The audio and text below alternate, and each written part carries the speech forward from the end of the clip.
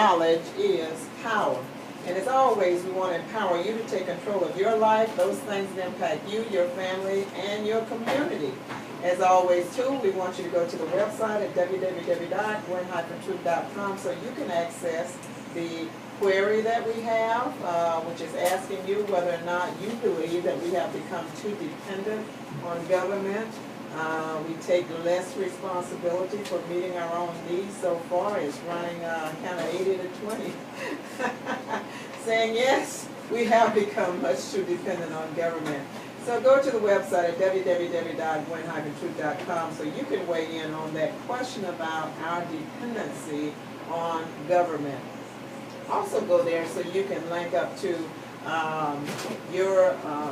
by clicking the links, you can link up to governmental agencies, state agencies, federal agencies, and advocacy groups. And, as I stated, take part in the survey that we've got going. But by linking on to those governmental agencies, you become, what? All powerful. Yes, because you have access to information which gives you the power, the knowledge to be able to make decisions on your own, to be able to make decisions in terms of the upcoming election that we have going, to make decisions in regards to attending city meetings, county meetings, state agency meetings, advocacy group meetings, neighborhood meetings, and the like. And you're able to go there and gain valuable information, increasing your knowledge, thereby making you what? All powerful. You know, sometimes we joke about that, we kid about that, but it is just so key and so important that you take control of your life. You take control of your life, because sometimes, you know, the government agencies you depend on, they disappear based on funding or whatever else, or whatever changes in leadership. They're just not there. So you need to become more independent rather than dependent on government and on others, so that you can do the great and wonderful things that you feel are important for you, important to you, and important in meeting your needs. Again, go to the website at www.gwen-truth.com so that you can become, powerful. Hallelujah.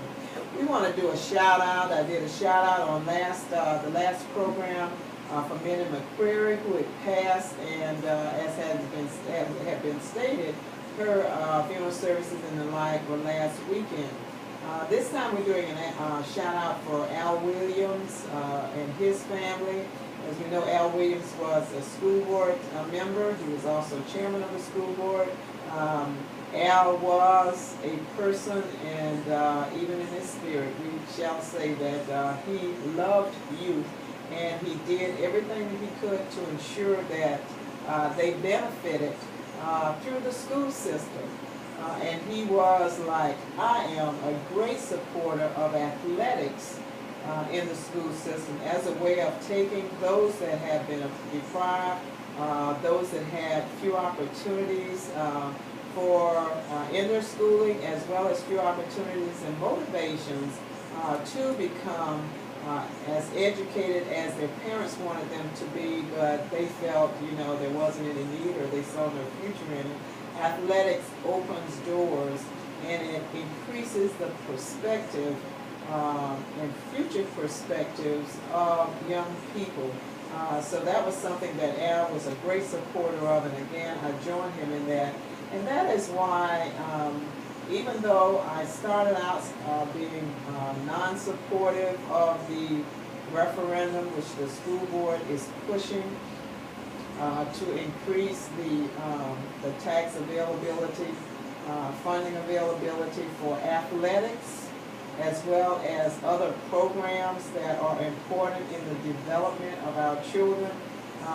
I've stated that as a legacy to Al Williams, this is something he's pushed, something that he supported and encouraged us to support, that as a legacy, part of his legacy, that you vote in support of that referendum, which I know increases your taxes, but what it also does is increase the support that we have in the investment that we provide for our young people.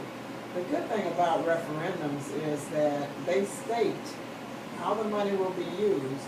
And those dollars can only, I guarantee to you, because I've been with state government, I've been with city government, if the referendum states a specific purpose, that is the purpose for which those dollars have to be used.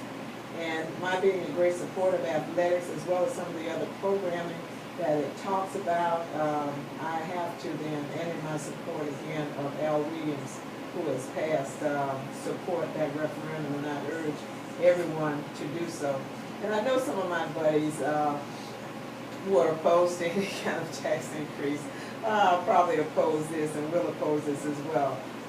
But I will speak out in support of that referendum because I support any investment that we can make in our youth. They're not just our future, they're our now also.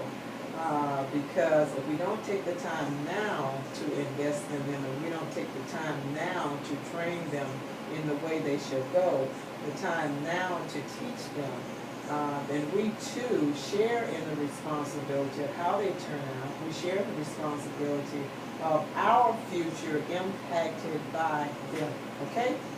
So again, I urge you to support that referendum. My guess, I've stalled long enough, right? That's I'm the good best at job this, of, believe me. that's the best job of stalling I've ever heard.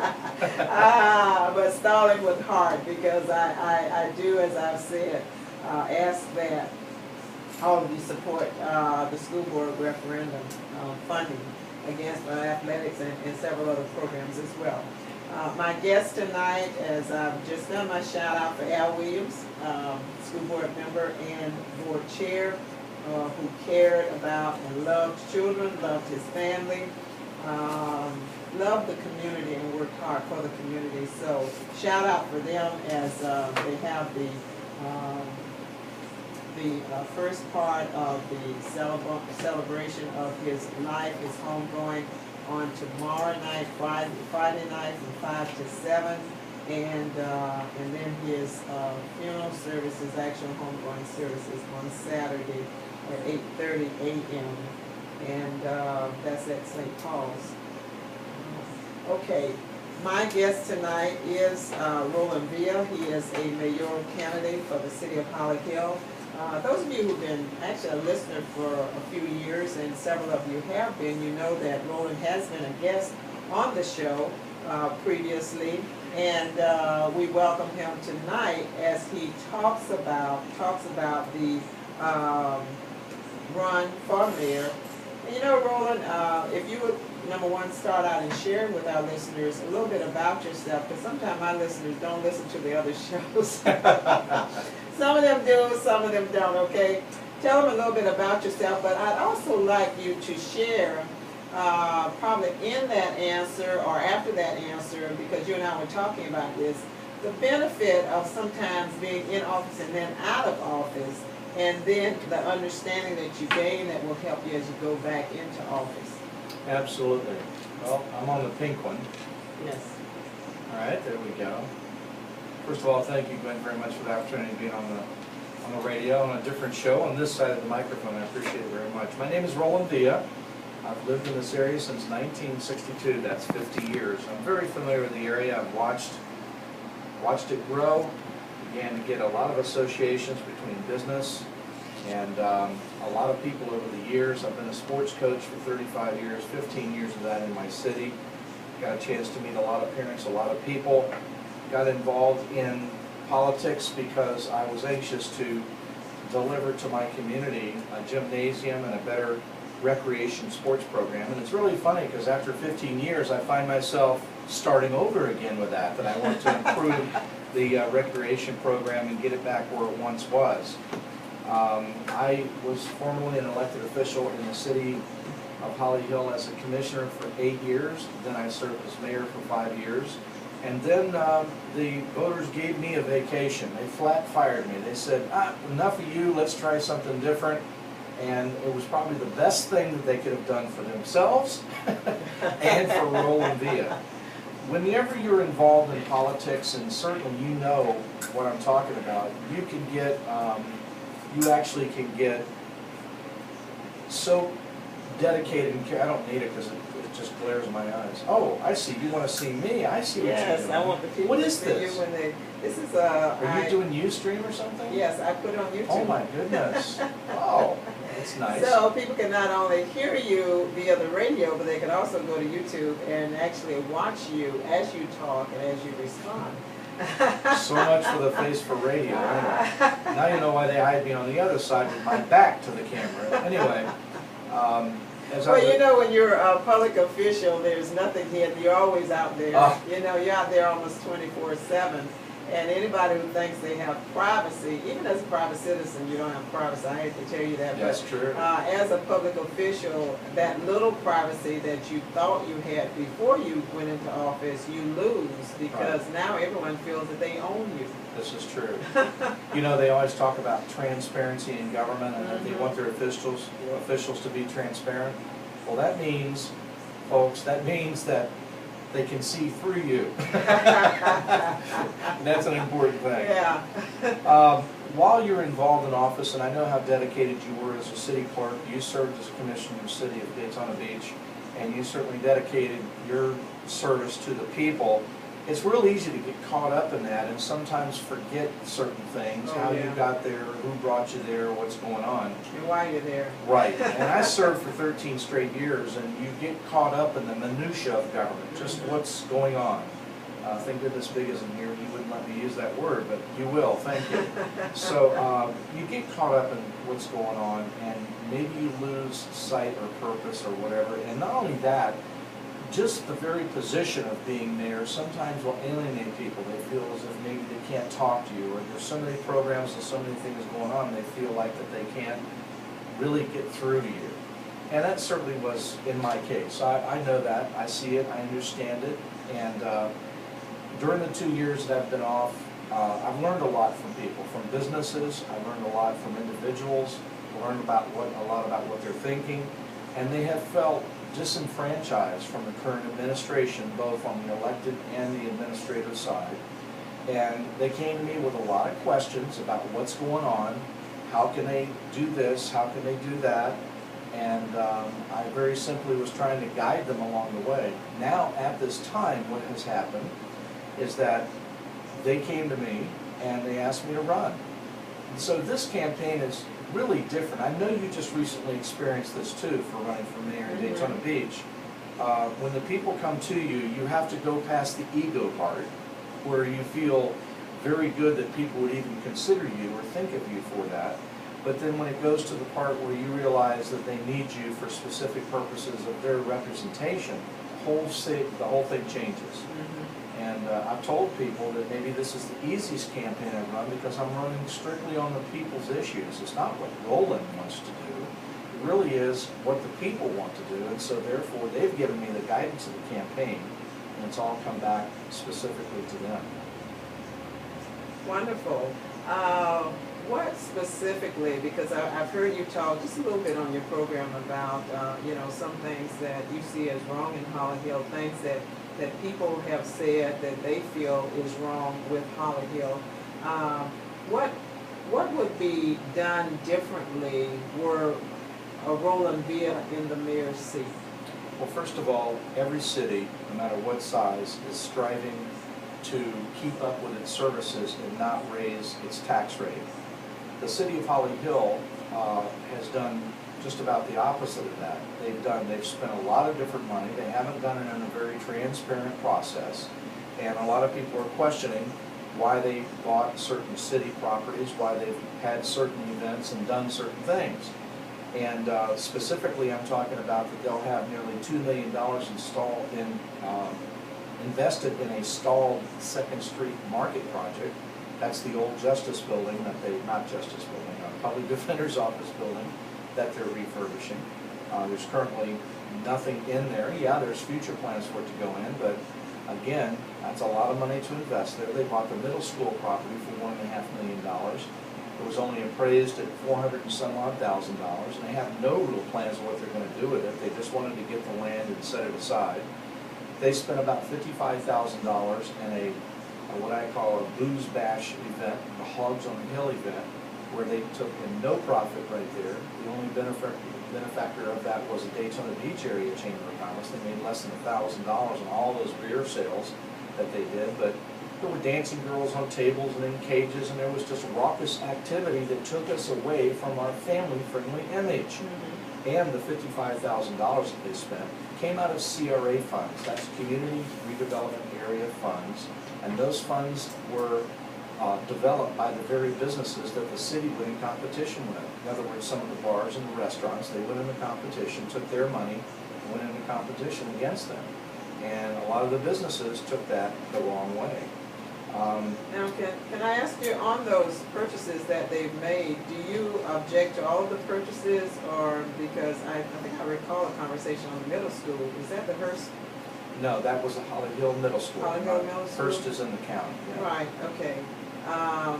I do want to say in reference to that, that combination, is that the one that has the combination that goes up to middle school? Yeah, what they did is they closed down the middle school, and they went over to the elementary school off 15th and Center, right, and they built on to the complex to make it a K through 8. This school year, it's now, that was your idea, right? Yes, it was. See, I remember long enough to know that. I just wanted to make that point that that was your idea. And I know that the recent commissioner, who's a teacher, who just became ended up really not having to run an election.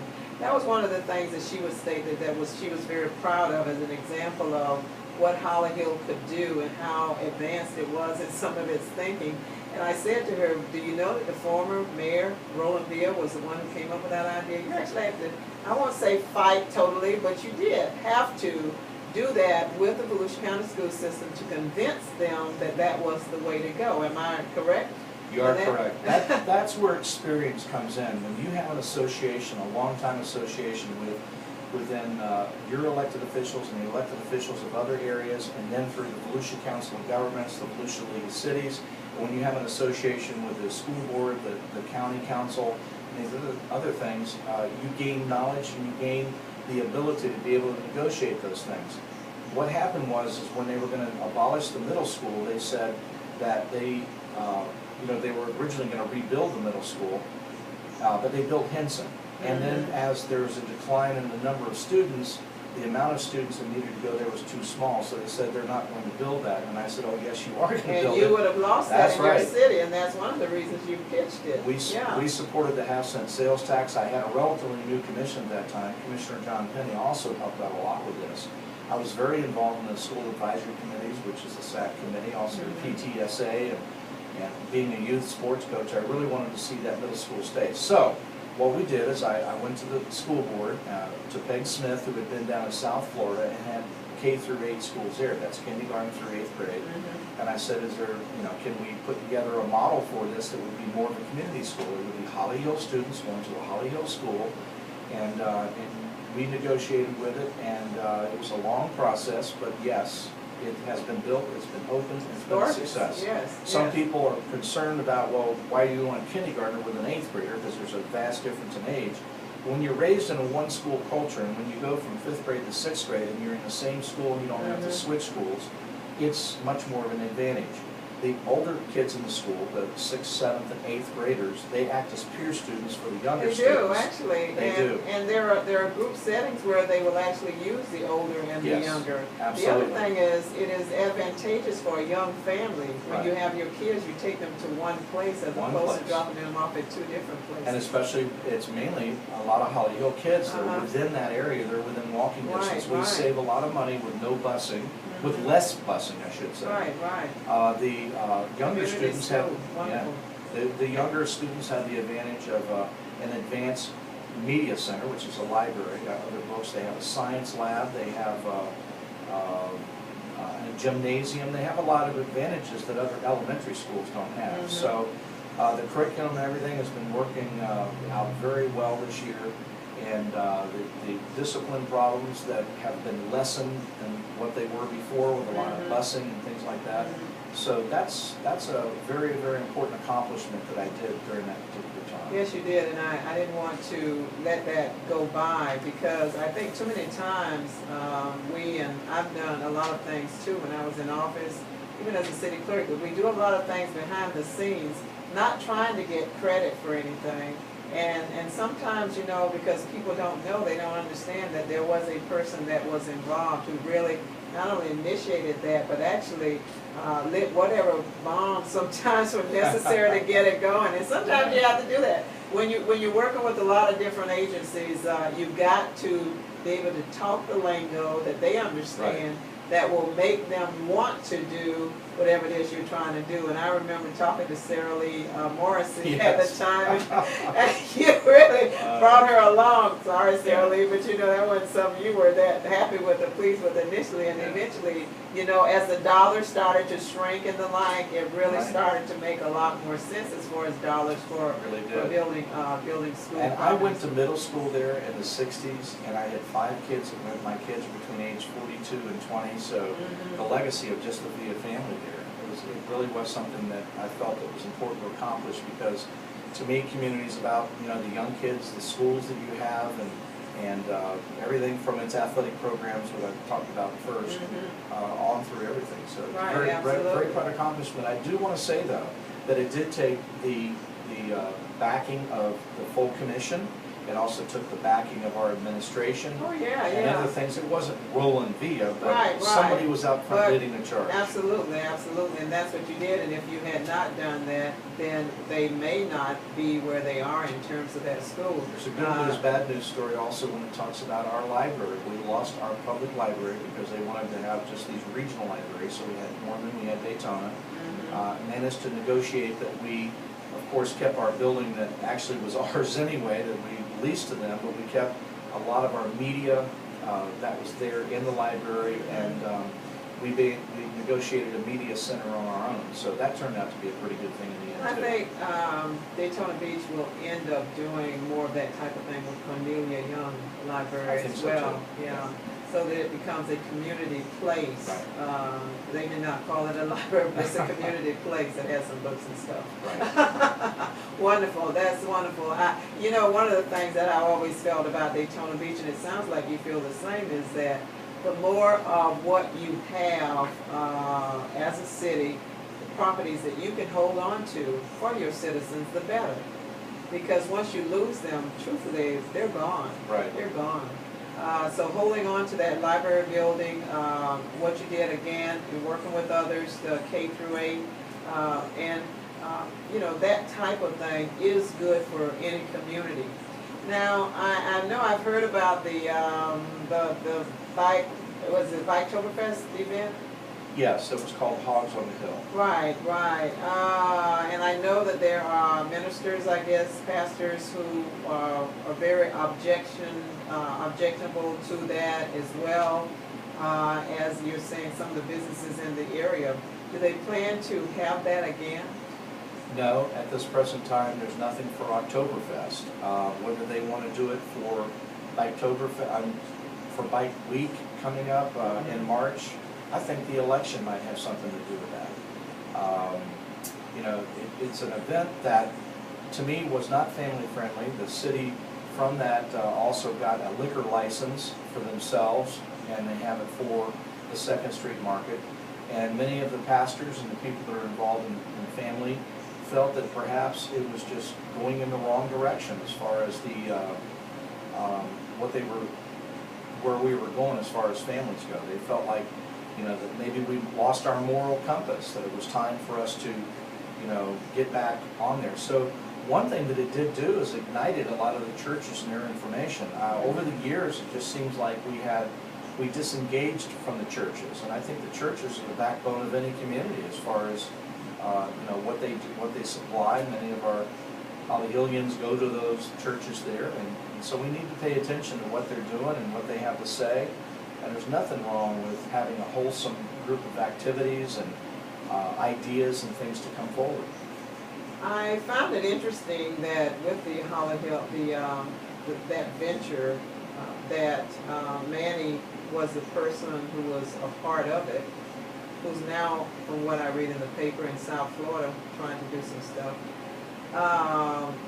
Manny just has a history of big promises with little returns, and but what is it about him that makes intelligent individuals actually believe that he's going to deliver. Manny Bornea has a very charming, persuasive personality. See, and I never found him that way, but well, I guess there are others who do. That's true. There are people that manage to be able to be persuaded by him to do certain things. Mm-hmm. He's got a lot of energy, and I guess as Big John calls it, it's the pixie dust, you know, that you can throw in your eyes. And you know, there were high hopes for what happened. There was an entire sequence of events as to why that Second Street Market came about, and it had to do with the association between part of our staff and the MG on the Halifax and some other things that were going on at the time. And so that's how, during the time that I was mayor, I knew that the public defender's office was going to be for sale. I knew that Jim, what's his name, our public defender, wanted to move the public defender's office to a different location. We were actually seeking those locations. Yeah, Jim Purdy, thank you very much. And then Mother Nature took place, back during the flooding of 2009. Yeah. And that particular building, the old coquine and everything else, it got damp, and so there was a lot of mold within the building, and that presented a problem in itself. And so we managed to buy the building back. Get this now, this is an old contract. We bought it back for $30,000, that whole corner piece of property. The previous city manager that was there less than a year, there was arrangements to mitigate or to stop the mold and spend about $80,000 in stabilizing the building. There certainly was no $2 million, you know, in CRA funds that were looked at building that market. The most serious problem that US 1 has is the empty buildings and a lot of things going on right in the heart of the city, in the heart of the CRA district. Those CRA monies were meant to buy out the hotels, to aggregate or put together different pieces of property and resell them to other businesses as we go along. There could have been apartment buildings, there could have been places to live where we put heads in beds so that we had other new businesses come into the city, restaurants or other retail and things like that. That was the whole CRA plan. Instead, for the past 2 years, the current mayor and city commission has almost driven the city off the cliff by buying out all these city properties and not putting the money back into the business district for the businesses that actually put that money there. And that's the problem that I see right now. We need to get back in there and redirect the CRA master plan, which was put together by businesses, by the residents, by people, and we need to get back on plan again. Instead, the current staff and administration and elected officials are on their own program. They are putting together programs that are not as transparent as what they should be. And you know, as I said, there's a lot of people that object. Now, they don't hear that in the city commission meetings. They got over that a long time ago, going there and being heard. Yeah, because that's true in a lot of places, yeah. Everything that's on the agenda is already decided. And they don't really want to hear what you have to say. And I tell you, the biggest thing that I think the people want to feel is that they're not totally opposed to some of the decisions being made. It's just how they're being made. They want to know that they're being heard. That's right. And they need to be part of the process. Yeah. One thing that I promised in running for mayor again to these people that helped me and wanted me to really be involved again is I said that, you know, I will make them as much a part of the process as possible. I want the agendas to be out front, be very apparent, and be workable with the people that's there. One thing that I am going to form once I'm elected is I'm going to have a mayor's commission. I don't know whether to call it the bathroom sink or, you know, you had Mayor Ritchie with his kitchen sink. I don't know what he changed it though. He changed it to Citizens Advisory. Right, and I'm going to have that simply for the reason that the last thing I want as an elected official is to ever feel for a moment that I'm disconnected with what their thoughts and feelings are. Now, that's not to say that it's all going to be kumbaya and holding hands and we're all going to be, you know, always doing the same thing that we all agree with, because it can't happen in government. It can't happen in good representative government. There's going to be differences along the way, but at least the point is that we can agree to disagree if we're at that point. But I want those people to feel like they were part of the process. And there's times when, you know, my feelings, I'm going to, we'll call it win or lose in some of the different things, but in the end, the decisions that are going to be made there's two-part process of the decisions to be made. Every decision I've always made has always been for the good of the community, not only now, but maybe 20 years from now. Okay, that's paramount and that's very important. But I'm not going to lose any sleep over not pushing forward an initiative that doesn't happen because the people don't want it. All you can do is ask. But see, that's the key word, ask. If you ask and they tell you and you respond to them, that's what they want. They want representation. Representation by by knowing that you listen. Big John often tells me that I have 2 ears and 1 mouth, so there was a plan. God had a plan for sure. Yeah. Not a lot of people listen to that plan, but he did have a plan. Now, you were mayor. Were you a city council person before mayor? Yes, I was mayor. Okay. I was city commissioner for 8 years. 3 of those years were as vice mayor. Okay. And I know you served at what was then the Metropolitan Planning Organization. Which is transportation. Right. And you also served on the water authorities, and there have been several along the way. And I know there's now one where the city of Holly Hill and Daytona Beach and, what is it, South Daytona, those 3 make up an east side or whatever, water authority. Water coalition, yeah. So, yeah, let me ask you, in terms of the water situation, because you are totally knowledgeable of this, I know because I attended a lot of those meetings and you were sitting there. Sometimes people didn't agree with you, but most times, you know, they always listen. And usually some of the stuff that you brought up they didn't agree with. Later on, they found out that you were on track. But that aside, how does Holly Hill stand with this water situation now? Well, our municipal well fields are out to the west, near the Daytona Beach well fields, and they're in good shape. They don't have saltwater intrusion, and we are able to use all the water that we need for our particular city. Daytona Beach has all the water they currently need for their city. Where the question was was that, like Holly Hill and other cities, had their wells more towards the east side, and they would gain saltwater intrusion as you're drying out the good water. There wasn't enough going back in the ground, back into the superficial aquifer, which is the Volusia aquifer. There's a deeper aquifer that's the Floridan aquifer. But that water from the top is what municipal water companies are using to treat and then to deliver to their customers. Where the big question came up was over on the west side, where there's a lot of growth from the DeLand through the Deltona area. They did not have as water-rich area there, and so they had to bring their well fields east. We went west. Well, there's going to be a point of no return, and the St. John's River Water Management District always was restricting the permits and how much water you were taking out. Every time there's growth, every time there's a development, there's another demand for water, and then you create used water, and you got to be able to do something with that. So all these things were coming out, and it was really a smart thing for Volusia to get together to discuss all the water issues and the water problems. At first there was the Volusian Water Alliance, then came the Water Authority of Volusia, which I ended up naming, which was really neat. WAVE was the acronym. WAVE, right. So what we discovered in the end is that we needed to do a reverse osmosis plant on the St. Johns River. This is what Seminole County had talked about doing for a long time, and they are doing, and we can be a customer of them, but they've made all the investment, and then we just buy water from them.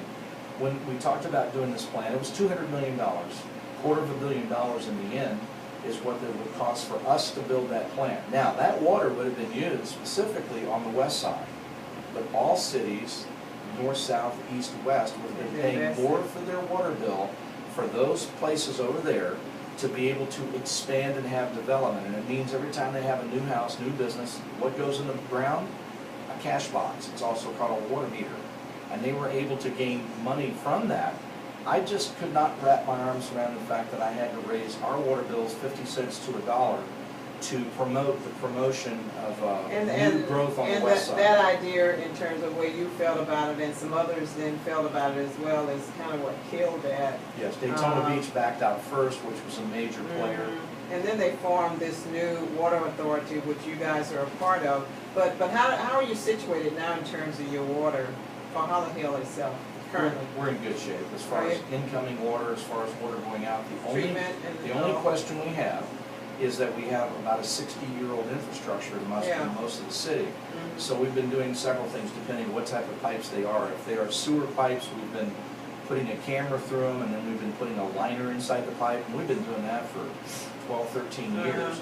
And then the other thing is the water pipes that are coming to the house, we've been replacing a lot of them, especially along US 1. We did a whole CRA project. It was a $3 million project up and down US 1. We replaced the water pipes there, and secondarily put in a brand new sidewalk, and that was a kind of a twofold project that was paid for solely with the CRA dollars, which is what they are for, to help out the blighted infrastructure. Now you have an interconnect with Daytona Beach as well, with the water, don't you? We do. Port Orange? Yes, and we have it with Ormond Beach too. That means that if our water plant went down, we could wheel water into Daytona, we could wheel water into Ormond Beach. A lot of our used water, which is the refuge water that you have to water irrigation water, we're tied, gray water, thank you, we're tied in that way. This is not yellow anymore, it's gray. But anyway, no, it's used water. And the other issue is that if Daytona Beach went down, we could wheel water on a temporary basis to them or Ormond Beach. So it's all an interconnect, that all works together. That's planning for the future. But these are things that the residents really never know anything about. That's why I'm bringing them up. I know, they see their water bill go up. And I know, some of them are like bored out of their minds or whatever, but the bottom line is that there is more money. I remember Howard Tip was saying this, that there is more money that's put into the ground, underground, in terms of infrastructure that costs billions and billions of dollars that residents never think about because they never hear about it or have to deal with it. All they do is just drive over the streets, and we know that the oil and all that comes even from that through the water system is something that has to be dealt with as well. That's why they pay these added fees on the water bills normally to deal with the stormwater fee or whatever they call it in the different areas. But all of those things are things that government has to pay for. They're required to do so by the law, federal laws and state laws and the like, in protecting the environment and protecting this water system that is so key and so important to development and to our lives as it may be as well. Now, there is also, and let me say, you're listening to Truth with Gwen Azama-Edwards. My guest, of course, is candidate for mayor of the city of Holland Hill, Roland Villa. And this is WLE 1380 AM on your radio dial, Goliath Radio. And I saw something recently. In Ormond Beach, Florida. I saw something where Big has now what is it? Big Radio or something.com. I saw that Big1380. Big1380.com. Okay, I want to say that. Big1380.com. He can tell me which one he wants me to really use. That's a Goliath Radio. Goliath. Right, both of them. GoliathRadio.com, Big1380.com. I put this on my Facebook account, when the shows are coming up, who the guests are and the like, and I like to put how they can listen to the programs. Right now I have 3 ways that you can listen, which is, the website www.gwen-truth.com, 1380 AM on your radio dial, WLE 1380 AM, and then I say GoliathRadio.com. So whichever one. They're one and the same. Him, I know it is, but everything's branding. That's it. Another thing that, by the way, you mentioned the preachers there before and some of the events that are going on there. There has been a lot of controversy over the internet gambling cafes. Now we just found out the latest one that's moving in. It's called Cyber Monkey. That's the one that's. Yeah, I saw that. Now Daytona Beach forestalled any new ones coming into the area. While they were waiting for the legislature, but they've not, taken that semi-moratorium off the table. But you guys actually open your arms to it as a new business. All along the Nova Road area there. They restricted it to one area. Once upon a time, Gwen, in our city, we knew what was coming. We had a place on Ridgewood Avenue on 7th Avenue in Ridgewood. It was called Chicks, and it was kind of a stripper bar that was there, and we knew that some of these things were going to be coming to the city. It was in vogue going back a dozen years ago, and to prevent any future of those opening up, we zoned them only for the industrial areas, which put them way off the beaten path and which things Daytona like that. Beach did as well. Exactly. Right? Yeah. Well, they could have done that within the internet cafes. They chose, though, to go to the commercial areas and have that. And preachers don't like that very much. Oh, and you asked me the question, what's the main problems in the city of Holly Hill? That's what you were going to ask, right? Yeah, right. Here we go. The biggest problem we have is low property values. Now, for some people wanting to buy either a home or a business property, it's cheaper. And that sounds like a good thing. Well, yeah. But having the lowest evaluations we have, it's either going to be the second or third highest millage rate in Volusia County. And Volusia County has the second highest rate in the state. Right. That means that our city of Holly Hill is going to have one of the highest tax rates in the state. Now, you cannot bring in new businesses or somebody that wants to build homes there, or even an individual to move in, if those taxes are going to be so high. And it's going to be the responsibility of any set of commissioners and a mayor to sit down and to say, how do we add value back into our city so that we can lower our rates down? I feel that the number one thing we need to do is clean up our act. Whether it's a business, whether it's a home, we need to get serious with code enforcement. We need to make sure that we are cleaning up our neighborhoods that way, not one or two at a time. We need to get in a very active, forward-thinking process to be able to instill in people the pride of their neighborhood, the pride of their individual homes. You sound like my campaign. I know. That's right. Listen, I listened to yours. That's so true. I learned a lot. I did. But it's so true, isn't it? Absolutely. It is just absolutely true. No other way around it. And you know, you can go around developing spot development. Right. But after a while, people realize that that's all it is, spot development, and you still got your residential areas that are going to heck. You still got a lot of your commercial areas that are going to heck. And if you don't do something citywide that cleans up, that shows people that you're serious about it, the truth is that after a while, people are just going to give up on you, give up on them, give up on their profit and everything else. It all, to every action is a reaction, and that's part of it. And you know, I applauded you when you ran for mayor, and you know we had a discussion right here at the station at one point when I said to you, what you did was so important to the city of Daytona Beach. Though you didn't win, many of your initiatives, many of the things you said, they're now part of the final two candidates. They are speaking some of your language. And always happens. That may have helped them get more votes because they use that. And by the way, that happens every election. That's I mean, right. it is what I say is what the people are telling me they want to see, and so it resonates in the community among the residents, the businesses, the voters. Right. And yeah, by the end of the campaign, everybody's saying the same thing. Well, that's part of the reason Which is good, I guess. Right.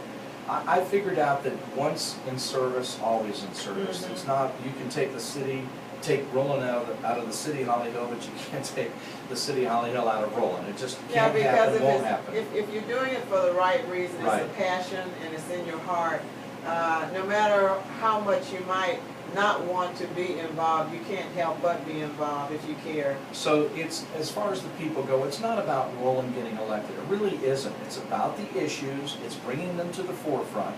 It's having my opponent, the incumbent mayor, Roy Johnson, it's having him answer to some of these questions that the people have brought forward to me. And that's the reason why I'm running this. If the people see that they want different representation because they agree with some of these things, then I will serve them. If not, still the issues that are their issues will be at the forefront, and hopefully the current commission will listen to them, will identify them, and will try to solve some of these in the future. So everyone that runs has a reason to run. And it's just like the evidence of what you just did in the city of Daytona Beach. I think they were goofy not to have you in a runoff there, but hey, that's the way things go. Yeah, it is what it is, as our police chief likes to say, and others. How do people contact you if they want to help in your campaign? Oh, very good. I'm glad you asked that. You can go to my website, RolandVillaForMayor.com. There's an email address on there, RolandVillaForMayor.com.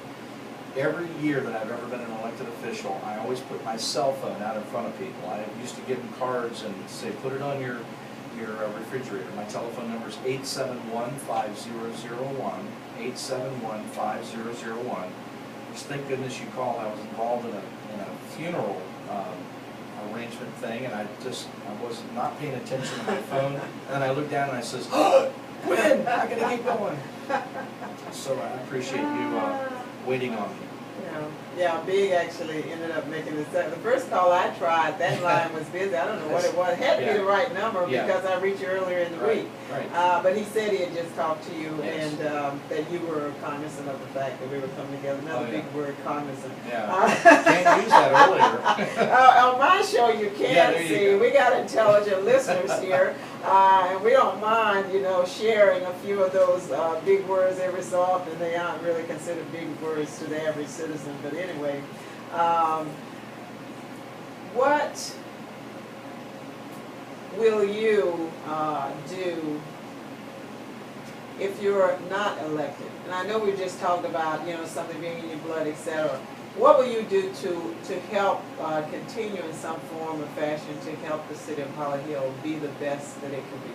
That's a very good question. First of all, if you're not happy with your representation, the first person you should tell are those representatives. Right, That's absolutely. the key issue to it. And can I just ask, have you found that people are, because you started out saying this, that people won't go to commission meetings or council meetings and speak their minds, they rather sit behind closed doors and kind of be with each other. You guys can fill in the blank. But and then those that are running for office, they'll tell you what the issues are, and you go and tell them, you go and tell them, when it's so much more of an impact when not only are you saying it, but they're saying it as well, because sometimes they will tune you out because you're a candidate.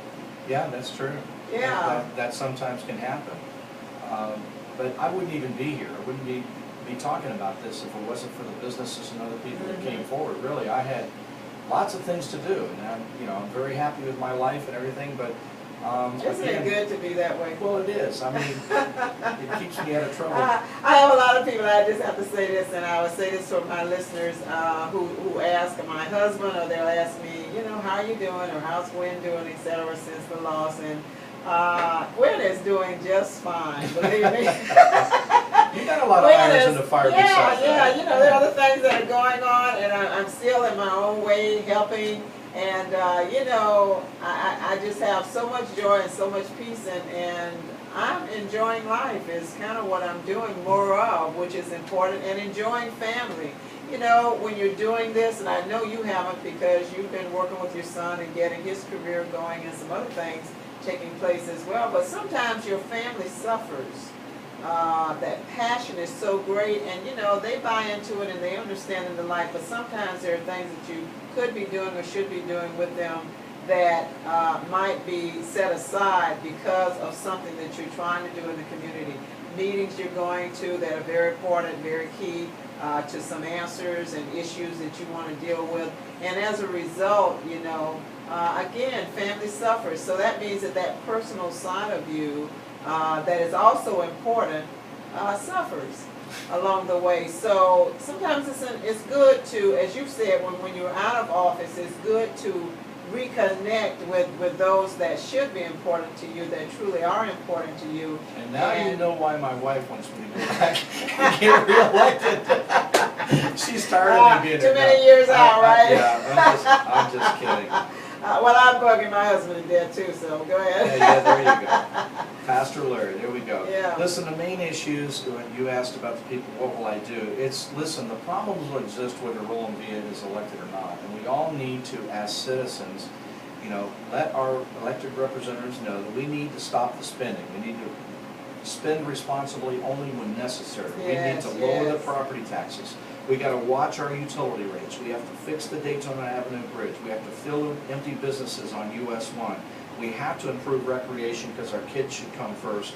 We have to restore business-friendly and family-friendly images. We have to do that. I mean, everything that's a I bottom said line. as well. I mean, that's just so key, so important. When you think about, you think about politics, you think about politicians, and people who are in office are politicians, guys, gals, listen, you are politicians whether you deny it or not. That's what the definition says. But these persons who are selected and voted in and elected to represent, their job is to represent.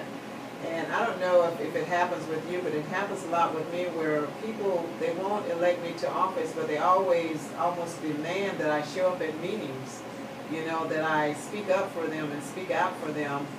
But they don't make the same demands of their elected officials. Yeah, isn't that surprising? Yeah. And they're, you know, they're the ones that they should be holding accountable, but the ones they hold accountable are the ones that they didn't put in office. I have given out the current mayor's phone number more than I ever gave out mine when I was in office. So that goes to tell you, they got a lot of questions. I was like, hey, call your mayor. Here's his phone number. And you know the response I get sometimes is, but they won't listen. You know, well, you know, but hey, you and I have been in the elected position, yeah. and some people felt that way about us, and it is a true learning process. Well, you I have to tell learn you, how to do no, when I was in office, people felt I listened and I was responsive, and I know you were too, because I know you say that when you were in office, you maybe didn't respond as much, but I mean, maybe it was me, but there was no question I could ask you that you didn't answer, no call I made to you that you didn't respond right back to me. You were that kind of an elected official, and you know, made time. Well, you were available. You were I know. accessible. When I was giving the answer, sometimes it wasn't the answer they wanted, so then they said I was unresponsive. Yeah. Okay. I mean, let's I'm say only that giving then. them Yeah. the answer that is workable. Yeah, because sometimes people don't want truth. They really don't want truth. They just want to hear what they want to hear. The main thing that I find with folks, and this is basic human nature, is that change is something that they can't handle Yeah, sometimes my when son things has are told used me to a that. certain way. Right. Even when things are bad. Even when things are bad, changing that scares them. Mhm. And It isn't does. that crazy? Well, It's but it's crazy. human nature. Yeah, it is. It So is. you have to be willing. Yeah, you have to be willing to work with the people and try to explain it. I fell into a trap in the end where there was so much going on with government, so much that I was involved in, because I was the president of the Volusia League of Cities. You were. I was the Volusia League of Cities elected involved. official of the year in 2009. I was on the Volusia Council of Governments. I was on the Congress of Regional Leaders of Central Florida. So I was only one of 9 mayors, okay, that seven mayors that represented all of Central Florida. And there were 7 county board chairmen that were involved, and we dealt with Central Florida growth issues. Whenever I was on the radio or when I was in public, I would have to explain the minutia of government, what the government thing is all about, and almost to a point, they all said, well, he's all government. That he's always got to explain government. That's all he's looking for is government. Well, in the end, that's what it sounded like, and since I've been out of it, I realized how I sounded like that. Yeah, me too. And I was you know, always, people say you're not human, or you're not, you know, you don't humanize, you don't know how to Yeah. relate to people. I was always as thorough as what people wanted me to be, and I found many, many times that once they heard the entire reason of what government did and how much staff time and how much staff interaction and all the things that you did to get to a certain point, they understood it much better. They may not have agreed with it, but they understood it, and that was the reason for doing that. So you were trying to teach as well as give an answer, and that's what I used to always do as well. And since being out of office, I've found that many times, even though for some people they found it helpful and useful, most people felt that you were just giving too long an answer, and all they wanted was sometimes just a yes or a no. No, they felt like you were only on the government side, okay, and that you were only talking. And all you were trying to do was explain. You're a politician. Right. And to me, it's a compliment. For anybody to take their time to vote for me to represent them, it's always been an honor. It's always been something that I've cherished. I really enjoyed being the mayor, because I would go out, I'd always have a mayor's shirt on, and I would do a lot of things in the community, and people would go, oh, you're the mayor. And it was really something for them. They felt like, oh my goodness, they had an interaction there they never had. Yes. Yeah, and they found it, I'm sure, unusual that you would be there. You know, the mayor's here, the mayor's here. They don't say a lot of that at Daytona Beach because it doesn't happen, but But you do find that even any elected official, they're just always, people are just, and young people, older people, whatever, they're always so overjoyed by the fact that there is this person in our presence who's taken the time from their, and they always understand that you have a busy schedule, taking the time from their busy schedule to come to see about me or to come to participate in something that is important to me. There was times I wanted to put duct tape over my name because, I mean, people are going to see and they're going to ask questions. They've got a problem, you know, they got things going on, and I just give them out my phone number. I said, well, you interacted with me here, but here's my phone number. My cell phone's attached to my hip. Give me a call. And they did. You know what I found is the most frustrating part of being an elected official, actually being at the meetings, and sometimes, you know, you fight for things for the people and you're the only one. You're the only one. And that takes sometimes courage. It really takes a strong, what's the thing that I want to say? You got to have some, you have to understand rejection.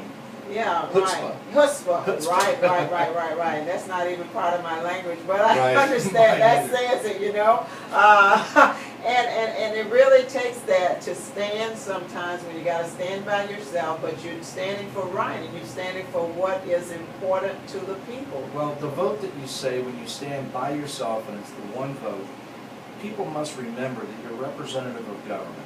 And though that may be a losing vote on the commission, if that commission doesn't think that at least 20%, if it's a 5-member commission, if they don't think that at least 20% of the people think the way that you do, they are deluded, okay? And the beauty and the working part of government is, as I often say, the beauty of a rainbow is the difference in the colors. And I say, you know, all sunshine's a desert. If 2 people always agree, one may be unnecessary, because as I said, all sunshine makes a desert, okay? And so, you know, there's nothing wrong with dissension. There's nothing wrong with having the opposite view. There's nothing wrong with standing up for you know, people. And when there's a vote that's 4-to-1, that means, you know, at least 20% of the people don't think the way the other 80% do. That's the nature of the whole thing. So I never look at it as being one vote. Right. And when all is said and done, once you've taken that stand, you've taken that vote, once the vote is taken, it's time to just come together and work together. And there's nobody that knows what one vote means more than Gwen Azama-Edwards, because that's what you were elected by when you got to be a Daytona Beach City Commissioner. One vote. Absolutely. One vote. And you know what I hear from people too, and I really want people to understand this, that even if you have, because they talk about, you know, our state legislature, and you have such a minority in the Democrats, or minority person of representing whatever, and they say, but what can you do? But the bottom line is that anyone can still voice their objections, they can voice their concerns, they can voice the issues, place those issues on the table before those who are considering a vote that will affect and impact people. Even you know, someone who has a minority position, it's important that they put that position on the table, because you never know how many people are actually you're representing when you do that. That's right. When you do that. So I remember with the city commission in Daytona Beach when they used to always have the 70, 70, 70, 70, and after a while people just got tired of it. And they actually put a lot of people out of office. They was tied to some other stuff as well. But they really got tired of the 70, 70, 70, 70, because it meant to them that there was a lot of stuff happening behind the scenes. It meant that nothing went on the agenda unless it was already decided. It was already a done deal. So there was no reason for you to come in, you know, unless you just going to come and did the city of Daytona Beach used to do a lot of workshops? Yes. Doesn't that help, though, towards the 7-0 vote sometimes, because it's been worked out? But that wasn't why they had 7-0 votes. Well, it was for the other reason you mentioned. But, I know that, and we're experiencing that now and how they help. Yeah, but the purpose for workshops, even though they say is to help the members understand, it has an equal purpose, I think, or should have the equal purpose of helping residents and businesses understand too why something is taking place, so that all of the cards are laid on the table. That transparency that you're talking about is able to be communicated there, and brought to fruition there, so that once the vote is taken, people then understand everything that was involved in that vote.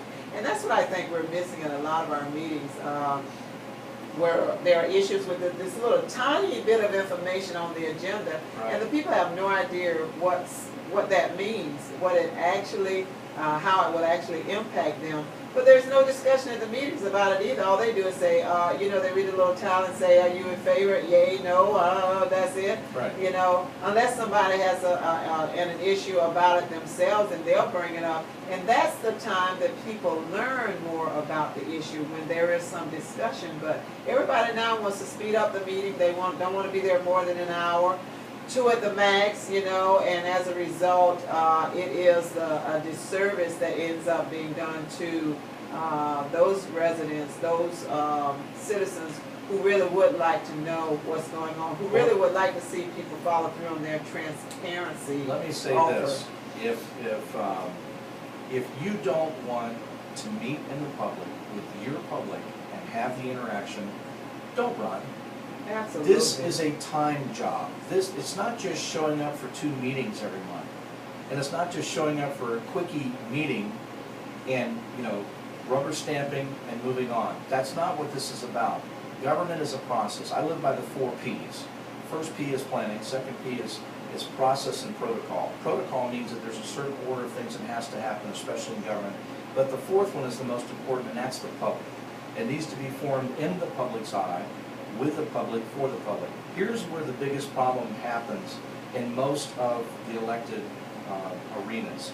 They get newly elected, and who's the most knowledgeable person? The high dollar people, your city manager and the other staff members. And they are very knowing. They've got their act together, and they know what's going on, and they know what And they're well paid to be so. That's right. And they will tell you what they want you to know. Mm-hmm. Here's the biggest thing that most new commissions, or any commission,